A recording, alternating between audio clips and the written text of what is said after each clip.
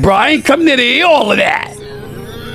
I was just watching it and it blew my mind. Talk to me about that. I know I understand hard times and I understand good times. And you know, in life, they have to come. You're gonna have to deal with both of them because that's what life consists of: good times and bad times. Floyd Mayweather, the most unbeaten champion in boxing history, is standing on the edge of going completely broke. A fifth Tyson record, but a $10 million deal, money owed to friends, everything, was built on nothing but lies. Mike Tyson himself said, "He smoked me, and to this day he still has my $1.5 million locked away." A $14 million mansion sold for just $6.6 million, private jets, luxury watches, lawsuits piling up. And now he is forced to come out of retirement for another fight. But all of this is just the beginning, because the real secret that nobody has ever revealed before is waiting for you at the very end of this video. And he told me, and I'm not gonna say who it is, but he's like, Mayweather's broke. I said, no. He's like, no, really, Mayweather's broke. Now, I don't know if it's true. Right. This is what this guy told me. I'm like, how could he be broke? He's like, yo, he spends like crazy. But you know, Floyd's a great fighter. Don't get me wrong. Yeah. You know, he had 50 fights, and he said, "Yo, so it's don't tell me about you, the greatest fighter with 50 and 0, nigga. You're great, no doubt about it, nigga. 50 and 0. We were excited about you and Floyd. Is that still happening, or is that? Yeah, it's happening. Yeah, it's happening. You think I give that up? I was minding my business. He challenged me. You look good. How you feeling physically? Incredible. You've been training? Listen, I was wearing an extra large. It looks like I'm wearing large now. Looking good, man. Still looking scary. Mike Tyson said exactly what was on his mind. He came at Floyd Mayweather with the kind of raw, unfiltered truth that only a man who's been in the heavyweight trenches can deliver. How do you feel about Floyd, though? Huh? How do you feel about Awesome Floyd? fighter, great fighter.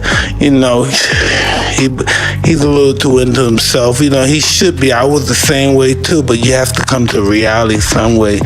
You have to bring your head down to God. We're nothing to be fucking arrogant. You expect us to be ignorant and arrogant. Look where we came from. That's why I asked the question earlier about you mentoring fighters, because I feel like Floyd looked at you growing up like every other fighter.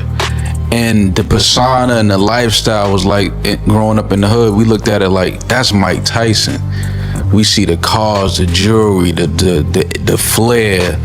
Like you was a movie star. You was a hero. I didn't see that. Mike Tyson said exactly what was on his mind. He came at Floyd Mayweather with the kind of raw, unfiltered truth that only a man who's been in the heavyweight trenches can deliver.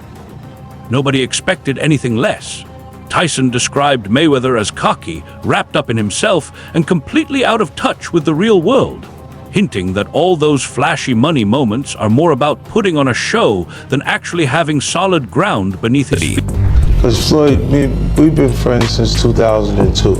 There was a point where I'm looking at things and I'm going, yo, we kind of got the wrong messaging point. Because we're saying we got all the money in the world, we're gonna burn it, we're gonna get it again, so what? When you say change it, he goes, nah, you do that, Fa. He said something to me one time, very simple. He said, what a prize fighter fight for? And I'm like, and he said, the prize. Don't nobody watch Floyd fight to see how amazing he is. They watch it for the opportunity to see him lose. Right. Because they don't like him. The arena has just shown Floyd Mayweather. They begin to boo immediately. They don't like him because everything that he says is about money. There's nothing else. There's no values. There's no, like the people's champ, like Ali was standing for the same things. Right. The audience was standing for. You know, he doesn't have any of that. It's just money. I take 30 watches with me. Mike Tyson said exactly what was on his mind. He came at Floyd Mayweather with the kind of raw, unfiltered truth that only a man who's been in the heavyweight trenches can deliver. Nobody expected anything less. Tyson described Mayweather as cocky, wrapped up in himself, and completely out of touch with the real world, hinting that all those flashy money moments are more about putting on a show than actually having solid ground beneath his feet. He made the point that winning inside the ring doesn't give you a free pass to act any way you want outside of it, and that constantly showing off your wealth eats away at a legacy far quicker than any fighter ever could. When Tyson said that the way Mayweather carries himself is hurting his own name, it hit like a shot to the jaw, direct, out in the open, and impossible. No, I didn't make as much money as you'd think fighting Floyd. Did you get paid from that? He still owes me $1.5 million, maybe more. How does he owe you the money? Why don't you just like... Here's what happened. He pre-sold the fight using my likeness to some company in, I think, Dubai or like the Middle East for $10 million cash. We ended up doing the fight in the States with a different company. That is the company that put on the fight. That is the company that paid. But he sold our fight with my name and likeness to someone else in Dubai for $10 million cash. It's our fight, bro. Our deal was 15%. He fucking smoked me. So I got 15% of it. 15% of $10 million is $1.5 million. That company paid him that money, is suing him. I actually don't know the status on that lawsuit. I should check in because he still owes me money, but he has a bunch of legal trouble at the moment. I don't think I'm ever getting the money. He just sold his house in Vegas. Did he really? Yeah. I think, he's facing a book. Rinsed on that house. She started at $14 million. Yeah. Sold for 6.6. When he promised to drop Floyd, it hit harder than any verbal jab. Less of a warning, more of a statement that real respect isn't handed out. It's built quietly when nobody's watching. The crowd responded like someone fired a flare gun inside a quiet reading room. Shocked, loud, and split straight down the middle. Love it or hate it, the point he made broke through every layer of noise. Keeping yourself grounded still counts, and letting your ego run wild can make even the biggest legends look hollow. When all was said and done, Tyson delivered it like a final blow. You can rack up victories inside the ring, but you can still walk away losing the narrative that outlives them all, and the people's respect along with it. Floyd spends money like it's a tap. Money's just flowing. Even as much money as he's made in his career, which he's probably made more money than any boxer ever. There's all these lawsuits. He hasn't been paying things. He owes money on this and owes money on that. And then he's got to come out of retirement. It's just the lifestyle that Floyd lived. It's like he gotta be lavish. So that he got $1 million in his backpack. He got the latest watch and the latest car. And when you get into latest watches and latest cars, boy, that money goes quick. Bugattis are like $3 million. There's watches that are $3-5 million. So you buy a watch and a car, you're down 10. That whole bigger-than-life Tyson and Mayweather energy, we were just locked into a raw power against calculated skill. Legend versus street smart survival takes a sharp turn into totally different territory the moment Wade starts cracking up while breaking down these rumors around Floyd's money situation. And I'm just sitting there thinking, wait a second, we just went from talking fight strategy to crunching numbers like a finance meeting, and it happened that fast. And it's the third fight of the year for a Floyd Mayweather that is clearly going broke, and it's not just and if you guys didn't see the video I did talking about Floyd coming back to fight Mike, this is not me sensationalizing. This is the truth. There is no speculation, but I told you guys, Floyd owes a lot of people a lot of money, and he don't have it. Logan Paul also discussed this, and this is probably the best screenshot I couldn't gotten on this video. My God, his ramen noodle hair is flying in the wind, and there's no wind in that place. But Logan dropped some knowledge that Floyd is still scamming him for their 2021 fight. We're going to go through it all. We're going to break it all down. Wade kicks things off basically admitting he can barely keep a straight face talking about this, and straight away starts pointing to Floyd stacking up fight after fight inside a single year. Exhibition bouts, crossover matchups, even the whole Tyson circus. And the vibe he's giving off is pretty much, come on people, this whole setup smells like somebody needed money in a hurry. Now look, I'm not sitting here calling Floyd broke. Calm down, internet. But Wade bringing up Logan Paul going on record about unpaid money owed from their exhibition together. That's exactly the kind of messy rumor that plants itself in people's heads, whether there's truth behind it or not. He just sold this house in Vegas. Did he really? Yeah. I think he's facing a bunch. Rinsed on that house. He started at $14 million. He custom built the house, by the way, like 2006. Yeah. Started at 14, reduced to 12. Yeah.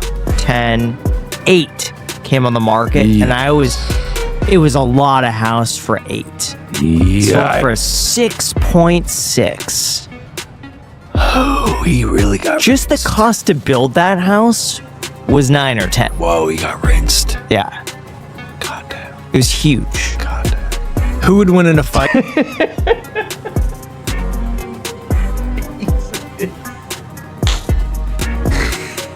And yeah, that's another piece of like what Floyd has done with his money after his fight career. And yeah, that feeds right into the bigger question of what Floyd has actually done with his earnings once the fighting stopped. And when Wade keeps coming back to Floyd booking bout after publicly saying he was finished with the sport years back, that's the moment the whole discussion gets really interesting. Is it genuine passion for competition, or is it passion for that pay-per-view check? Because Floyd absolutely perfected the craft of selling his own name. Wade even nods at that whole legacy, the Money Mayweather formula that basically turned boxing promotion into one big performance for the cameras. So when I see people get upset at me on Twitter talking about, oh, watch your own pockets, you ain't ever made as much money as Floyd has. I know that, dude.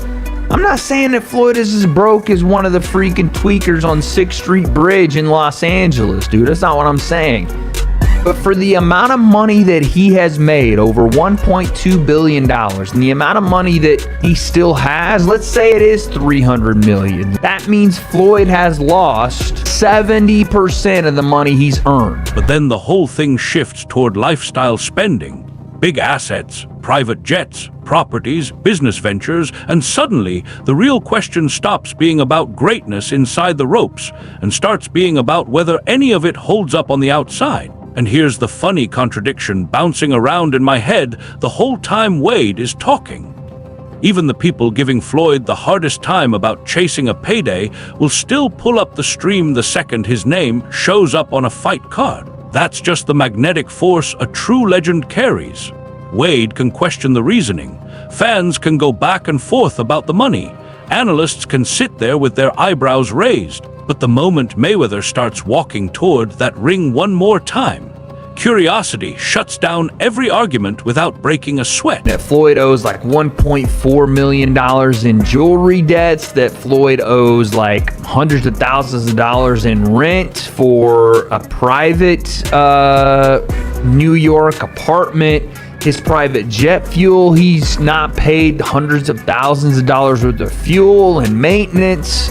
He put up one of his jets that I think he even sold, but one of his jets and I want to say one of his properties, like one of his homes, up as collateral for a $54 million loan from a individual, from a billionaire that had a 9% interest on the loan. That whole Wade back and forth about Floyd possibly running after paydays already had the rumor machine working overtime. But then DJ Vlad walks into the conversation like someone who just caught wind of some hot gossip standing next to a display case, and suddenly the whole story gets even more outrageous. Vlad straight up says some seasoned jeweler casually dropped on him that Mayweather is flat broke because the spending never stops. And right there my mind hits the brakes, because in the world of boxing we have absolutely heard this exact same story before. I mean, listen, Mayweather never flies commercial. He's only flying private. So he doesn't own his own plane? I don't think so. I've never seen a Mayweather plane, like a Drake plane. I've never seen that. Now, not to say that he doesn't. I don't know Mayweather like that. I've never even met him. So I don't know. I mean, you have a lot of properties. You have... Vlad even comes right out and says he can't confirm any of it, which honestly does matter because rumors about what fighters do with their money spread quicker than a Ryan Garcia left hook flying across social media. Still, the moment Vlad starts running through private jets, non-stop spending, real estate, diamonds, and that whole money Mayweather persona Floyd spent 2 full decades building and polishing, it's pretty easy to see why people let their imagination run straight to the worst conclusion. A lot of money you're constantly spending. Right. I don't know. Remember at one point he said he was buying like the jewelry district building. Yeah, and they said that they wasn't said that true. Was yeah. I don't know, man. I don't know this man's finances, but this guy told me that Mayweather is in financial problems. See, here's the part about actually losing your money when you're on that level and you're, kind of like flossing, showing up. The image Floyd built around himself was literally rooted in extravagance, cash stacks, high-end living, all of it. That whole untouchable money machine persona he wore like a second skin. So the second even the smallest crack shows up, the critics treat it like the entire wall just came crashing down. But here's where I want to push back just a little. While Vlad's story is still floating out there, Floyd has been in the business of packaging and selling spectacle longer than half the people on the internet have even been paying attention to boxing. So when people spot him doing exhibitions, lining up fights, flying private, or simply staying in the public eye, we might see Mayweather doing... People will give him some loans. Maybe. Listen, he's cozying up to Israel. That's but not the an thing accident. about it is, he had Mayweather Promotions. Yeah. And he was hosting a big, he had Javante Davis under his cars. And so that's De La Hoya what happened to Javante? Right. Some fans say he's clearly hurting for cash, while others say this is simply Floyd running his business the way he always has. Two completely opposite readings of the exact same situation. Vlad even puts the uncomfortable reality on the table that when someone builds their whole life around flash and luxury, the world basically sits back and waits for everything to fall apart, which is honestly one of the ugliest sides of celebrity culture. But the funny contradiction sitting right in the middle of all this, even while everyone is busy debating his bank account, the moment Floyd's name gets attached to a fight poster, everybody still clicks, everybody still watches, and everybody still argues about it. That right there is the Mayweather paradox. Rumor magnet, business mastermind, a target for criticism from every direction, and somehow still the one name everybody keeps coming back to. So if you can sustain that, you don't ever have to box again. But now has to take fights because when you floss like Mayweather, you can't go down. Yeah. You gotta stay right there because people are gonna peep any kind of chinks in your armor if you're not wearing 3 or 4 big $1 million diamond chains. That whole DJ Vlad rabbit hole about lavish spending and flashy lifestyles barely has time to settle before Simon Jordan steps in and yanks the whole conversation away from gossip and straight into cold, hard business numbers. And the contrast between the two is genuinely fascinating. Simon basically waves off the idea of a Mayweather-Pacquiao rematch and says there's hardly any real sporting excitement left to sell, which sounds pretty brutal until you remember these two were already being called past their prime back in 2015. Now we're talking about fighters closing in on 50. And yet somehow this conversation still refuses to stay buried, but Simon doesn't even approach it like a boxing discussion. He frames the whole thing like a room full of streaming executives hovering over spreadsheets. He literally breaks it down as if Netflix suits are studying subscriber numbers instead of punch stats, explaining that the platform looks at audience growth, factors in the long-term value of those viewers, and suddenly, what seems completely absurd to anyone who loves the sport starts looking like pure genius to anyone watching the bottom line. In this instance, Pacquiao versus Floyd Mayweather, they fought too late in 2015 when they were 36 and 37 respectively, I think. They're 47 and 48 now. Yeah, so it is some would say a cynical land grab, a financial opportunity. But if people are prepared to pay it and Netflix are prepared to put it on and people want to watch it on their Netflix subscription and people want to subscribe to it, no harm, no foul. Well, the thing is as well is that Netflix actually obviously clearly are starting to move into the sporting arena. That's exactly where my mind starts firing, because Simon quietly drops this uncomfortable truth right in front of everyone. Serious boxing, crossover boxing, and full-blown spectacle boxing all share the same stage now. You've got the genuine title fights sitting right alongside the half-serious grudge matches. And then these massive nostalgia events that function more like big-budget Hollywood releases than actual championship nights. When Simon says that our opinion about the timing being all wrong doesn't really change anything, that line hits hard because as much as it stings, he's completely right. If millions of eyeballs are locked onto the screen, the whole argument about preserving the integrity of the sport gets steamrolled by straight-up viewership numbers every single time. And while part of me genuinely agrees with him that the competitive fire between these two cooled off a long time ago, another part of me can't help but laugh because boxing fans will spend weeks complaining about the whole thing and still hit play without a second thought the moment those two icons start making their walk toward the ring. And the Netflix of the world showing product, whether we think it's a good product or not, whether we think watching two 50-year-old men, nigh on 50-year-old men, having a dance that was 10 years too late when they were in their prime and is now 20 years too late. But our view is irrelevant, isn't it? Because the data obviously says it's going to be successful. Obviously, they wouldn't be doing it. Well, Netflix are not doing it for the good of sport. Exactly. They're doing it because they've got 300 million subscribers and they can keep those subscribers by adding content in there and they can get new ones. And it's a business model. It works. The boxers get more money out of it. What I'd like to see is the ecosystem getting more money out of these sort of things. And when you pull back from all of this noise, Tyson throwing verbal shots about humility, Wade side-eyeing the endless string of exhibitions, Vlad tossing out rumor-soaked financial whispers, and Simon Jordan sitting back and coolly laying out the streaming economics, you start to realize this whole thing stopped being about a single fight a long time ago. It's really about what the sport of boxing has quietly transformed into. On one side, you've got legacy and pride. Tyson essentially standing up and saying that true greatness should carry some weight and command some respect even when the cameras are off. On the other side, you've got the spectacle machine, where Floyd spent years engineering an entire empire by turning public attention into cold, hard revenue. And whether people want to applaud that or tear it apart, the blueprint clearly delivered results. Then Simon walks in like the only suit in a room full of fighters and calmly reminds everyone of the truth nobody really wants to sit with. Boxing is entertainment too, and when the numbers line up and make sense, the fights are going to keep on coming. That's the real clash happening underneath all of this. Old school honor going head to head with modern day spectacle. Nostalgia squaring off against algorithms. The purity of the sport wrestling with the straight-up business of grabbing eyeballs. And the wildest part of everything, all the debates, all the rumors, all the back-and-forth criticism.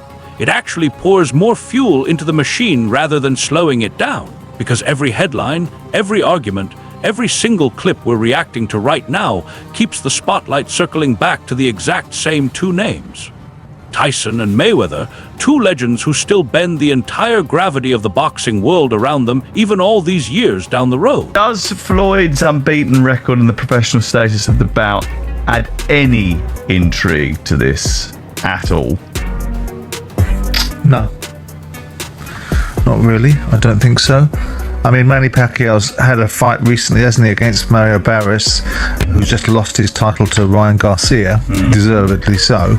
And that was a draw in which most people saw Pacquiao at the end of his career, saw what was left of him, and were not too happy that he came back again. Now I really want to know where you're landing on all of this.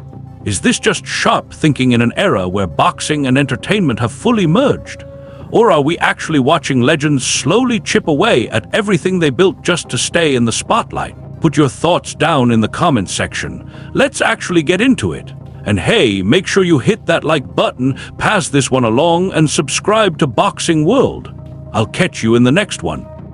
This video is created purely for educational and informational purposes, to keep the boxing community updated with the latest news, discussions, and analysis. All clips, audio, and media used in this video fall under the Fair Use Doctrine, Section 107 of the U.S. Copyright Act, for the purposes of commentary, criticism, and educational discussion. We do not claim ownership of any third-party footage, images, or audio used in this video. All rights remain with their respective owners. The opinions and analysis shared in this video are based on publicly available information and do not represent any personal attacks or false claims against any individual. To make this video more unique, engaging, and informative for our audience and the YouTube community, AI assistance was used in the production and scripting process. If you are a copyright owner and have any concerns regarding the content used, please contact us directly before filing a claim, and we will resolve the matter promptly.